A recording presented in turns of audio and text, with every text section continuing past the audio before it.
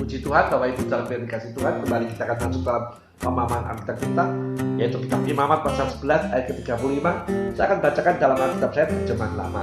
Dan lagi segala benda lain yang ditimpa pakainya itu haramlah, baik dapur, baik periuk, dan janganlah dipecahkan karena haramlah adanya. Jangan kamu bilangkan dia haram. Imamat 11 ayat 35 itu bicara tentang dapur atau anglo yang menjadi najis harus dipecah. Dapur atau macam-macam anglo adalah tempat pengolahan tepung sehingga menjadi roti. Dalam Imamat 2 ayat ke-4, Imamat 7 ayat ke-9, serta Imamat 26 ayat ke-26. Kalau ada kenajisan, maka dapur ini harus dipecahkan, jangan disayang. Bapak Ibu saudaraku yang dikasih Tuhan, jangan mempersiapkan firman Tuhan atau lain-lain perkara dari atas, seperti kesaksian, nyanyian, nasihat, konsultasi dan sebagainya dengan mempunyai pikiran-pikiran najis atau tidak tulus. Dalam 2 Korintus 2 ayat ke-17. Jangan menjerat. 1 Korintus 7 ayat ke-35. Ada macam-macam najis dan tidak tulus. Ada macam-macam maksud yang dapat disembunyikan. Misalnya karena uang, untuk membela diri atau golongan, untuk menyalahkan yang lain, untuk mengizinkan dosa masuk sehingga dapat menarik sesuatu macam keuntungan. Galatia 4 ayat 17. Dipuji-puji untuk diambil untungnya. 1 Tesalonika 2 ayat ke-5 dan sebagainya. Ini seperti dapur yang kena bangkai kebencian, bangkai mamon dan sebagainya. Allah menjadi saksi. Dia tahu isi hati kita dan dia memberkati dengan adil. Jangan memakai kesempatan dengan maksud yang salah, nanti menjadi najis seperti Gehazi. 2 Raja-Raja 5 ayat ke-26. Sekalipun ada kesempatan, Elia minta pimpinan Tuhan. Saudara-saudariku yang dikasih Tuhan, perlu hati yang tulus, kebenaran sampai ke dalam batin. Kalau kita hidup benar, Tuhan akan memberkati. Siapa dapat mengurangi?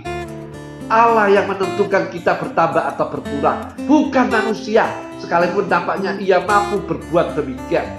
Saudara-saudariku, tetapi sebaliknya, jangan kita mudah menuduh orang, lebih-lebih pelayan-pelayan Tuhan. Jangan berpikir jahat tentang seseorang sampai Tuhan menyatakan fakta-fakta atau bukti-buktinya pada kita. 1 Korintus 4 ayat ke-5. Kalau tidak, maka mudahlah pikiran kita diisi dengan prasangka-prasangka jahat. 1 Timotius 6 ayat ke-4. Berdoalah. Tuhan tahu dan Tuhan akan menyatakan segala perkara, lebih-lebih kalau pikiran kita tidak cocok dengan Tuhan.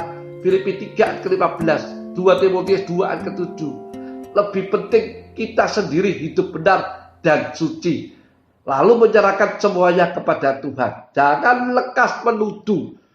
Seseorang yang tidak mempunyai iman, yang rohaninya kanak-kanak, yang tidak mengerti atau tidak bertobat, akan mudah berprasangka.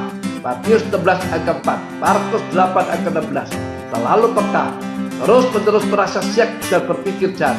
Itu penyakit, itu tak baik. Kita akan lanjutkan dalam Imamat 11 ayat ke-36. Saya akan bacakan dalam terjemahan apa? Hanya mata air atau perigi yang dikumpulkan air ke dalam itu, tinggal halal juga. Tetapi barang siapa yang menjamah bangkainya, itu najislah adanya. Imamat 11 ayat 36 berbicara tentang sumber air tidak dinajiskan. Bapak Ibu sekalian yang dikasih Tuhan, sekalipun kena bangkai tetap halal. Saudariku, tetapi bangkai itu harus dibuang, dan yang membuang dan yang menjamah bangkai itu menjadi najis. Hamba-hamba Tuhan yang membuang perkara-perkara dosa harus menjaga jangan sampai najis. Jadilah sumber air yang limpah dan dengan pengertian firman Tuhan yang tepat sehingga tidak dinajiskan. Kadang-kadang orang yang menasehati dan menegur seseorang tentang hal-hal zina sendiri ingin sehingga menjadi najis, atau tentang uang sendiri ingin menjadi najis, atau tentang perkelahian sendiri menjadi benci sehingga menjadi najis dan sebagainya. Hati-hati. Galatia 6 ayat pertama. Kalau toh kena harus segera disucikan. Jangan seperti Amasia, 2 Tawarin 25 ayat ke-14, atau Gideon. Hakim-Hakim 8 ayat ke-26 sampai 27. Yang sesudah menang menjadi kalah lagi. Efesus 6 ayat ke-13. Saudara-saudariku, mata air hidup mengalirkan sungai-sungai keluar. Yohanes 7 ayat 38 hingga 39. Air adalah kesukaan, kepuasan dari Tuhan. Ini berasal dari, sekali lagi, air adalah kesukaan, kepuasan dari Tuhan. Ini berasal dari, yang pertama, pekerjaan Roh Kudus. Orang yang limpah di dalam roh, Galatia 5 ayat 16, tidak berdosa. Roma 8 ayat 13.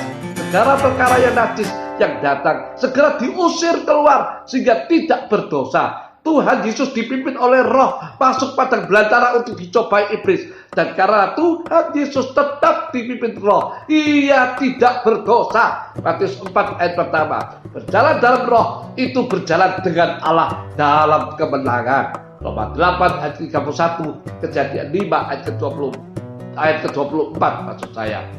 Bapak Ibu saudaraku yang dikasih Tuhan, sekali lagi, air adalah kesukaan dan kepuasan dari Tuhan. Ini berasal dari, yang pertama, pekerjaan Roh Kudus, dan sekarang yang kedua, yaitu pekerjaan firman Tuhan. Efesus 5 ayat ke-26 hingga 27. Dan kelimpahan pengertian firman Tuhan, maka orang-orang suci dicegah dari dosa. Mazmur 119 ayat ke-9, ayat ke-11, ayat ke-105.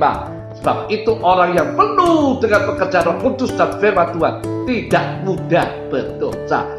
Ini kehidupan di dalam ruangan suci, dalam kesucian. Daniel sekalipun diancam tidak berbuat dosa. Yusuf sekalipun diajak dan ada kesempatan tidak berdosa. Nehemia, Ezra sekalipun dapat mencari keuntungan materi di Yerusalem tidak mau berdosa. Juga Petrus, Kisah Rasul 5 ayat kedua, Kisah Rasul 8 ayat ke-18. Kalau seorang terus mengalir mata airnya, maka pada akhirnya ia menjadi sempurna dalam kesucian dan sama sekali tidak dapat berdosa lagi. 1 Yohanes 3 ayat ke-6 dan ayat ke-9. Serta 1 Yohanes 5 ayat ke-18, Roma 6 ayat ke-2. Firman Tuhan sudah menjadi daging dalam hidupnya. Wahyu 10 ayat ke-10. Dan Roh Kudus menguasainya sepenuhnya. Sangat indah. Kalau mata air kita mengalir dengan limpah terus menerus, kita akan selalu menang atas segala dosa, atau menang mutlak. Ya, tak mungkin berdosa lagi. Saudara-saudariku, tetapi tentu orang Israel tidak boleh dengan sengaja membuang bangkai najis dalam mata air atau perigi. Orang yang merasa sudah menang lalu sengaja menantang atau coba-coba, ia akan jatuh dalam kenajisan. Orang yang tidak menjauhkan diri dari dosa bahkan mendekatinya. Amsal 16 ayat ke-17, Amsal 22 ayat ke-3. Sebetulnya di dalamnya ada keinginan dosa dan ia sudah berdosa, sudah keluar dari kesucian. Sebab orang yang suci tidak mau mendekati perkara-perkara dosa, harus dipisahkan. 2 Korintus 6 ayat ke-17. Sampai di sini pemahaman Alkitab kita akan sambung besok pagi. Tuhan Yesus memberkati.